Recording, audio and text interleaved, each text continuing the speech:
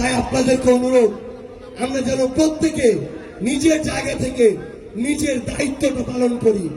আমরা যেন দলের দাস না হয়ে যাই, আমরা যেন মার্কার দাস না হয়ে যাই, আমরা যেন ব্যক্তির দাস না হয়ে যাই। সৃষ্টিকর্তা যে বিবেক বোধটা দিয়েছেন, এটাকে কাজে লাগিয়ে সবচেয়ে ভালো মানুষটাকে যেন আমরা আমাদের প্রতিনিধি নির্বাচিত করি। নতুন আরেকটি চূড়ায় দাঁড়িয়ে আজকে আমরা আপনাদের এই নড়াইলে এসে উপস্থিত হয়েছি। একটা অভ্যুত্থান ঘটার পরে আপনাদের সামনে এভাবে রাজনৈতিক দলের একটি অংশ হয়ে আমাদের দাঁড়ানোর কথা ছিল না, কিন্তু আমরা যখন দেখছি যে 1 বছর যেতে না যেতেই আরেকটা জুলাই আসতে না আসতেই ঠিক আগের মতো প্রত্যেকটা জায়গায় একইভাবে চাঁদাবাজি হচ্ছে, আগের মতোই মাদকের সিন্ডিকেট গুলো চলছে, আগের মতোই দুর্নীতির আখড়াগুলো চলছে, আগের মতোই বিভিন্ন জায়গায় তোষামতি, তেলবাজি, এই যে কালচারগুলো বিভিন্ন সরকারি অফিস আদালত থেকে শুরু করে প্রত্যেকটি জায়গায় চলছে। আমরা যখন আবার দেখছি এই সরকারি অফিস আদালত, থানা থেকে শুরু করে ইউএনও অফিস, হাসপাতাল থেকে শুরু করে ভূমি অফিস, কোন জায়গায় এখনো টাকার যে খেলা সেটি এখন পর্যন্ত বন্ধ হয়নি, তখন আমাদের আবার এই রাজপথে নেমে আসতে হয়েছে। আমাদের মনে হয়েছে এই যে সংগ্রাম, এই যে লড়াই, এটা শুধুমাত্র একজন হাসিনা পালিয়ে যাওয়ার মধ্যে সীমাবদ্ধ নয়। এই অন্তর্বর্তীকালীন সরকার তাদের জায়গা থেকে তাদের সবচেয়ে বড় একটি ব্যর্থতা হচ্ছে, যারা হাসিনাকে স্বৈরাচারী হাসিনা বানিয়েছে তাদের কারো শাস্তি এখন পর্যন্ত এই সরকার নিশ্চিত করতে পারেনি।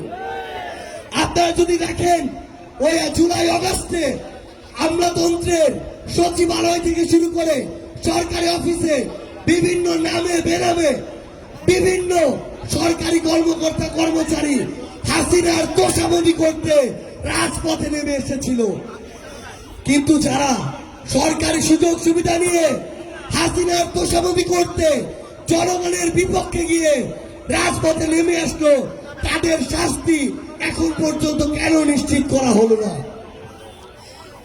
এই অভ্যুত্থান পরবর্তী সময়ে আমাদের মনে হয়েছে এই যে একটা সিস্টেম, করাপ্টেড একটা সিস্টেম, এই সিস্টেমটা ভেঙে চুরে নতুন করে তৈরি করতে হবে। একটা নষ্ট, একটা খারাপ, একটা মেয়াদোত্তীর্ণ বাড়ির মালিককে আমরা হটিয়েছি, কিন্তু ওই বাড়িটাকে ধ্বংস করে এখন সেখানে নতুন করে জনগণের আকাঙ্ক্ষার ভিত্তিতে আগামীতে বাড়ি নির্মাণ করতে হবে। আমাদের অনেক কাজ এখনো বাকি, এই জন্য সবকিছু ভুলে গিয়ে আমাদেরকে এই রাজপথে আবারও নামতে হয়েছে। কিন্তু এই 10 মাসে, 11 মাসে কিংবা 1 বছরে আমরা এমন অনেক বিষয় দেখেছি, শুধুমাত্র রাজনীতিবিদরা, শুধুমাত্র সরকারি কর্মকর্তা কর্মচারীরা কিংবা আমলাতন্ত্রের অনেকে তাদের জায়গা থেকে ভালো হলে কাজ হবে না।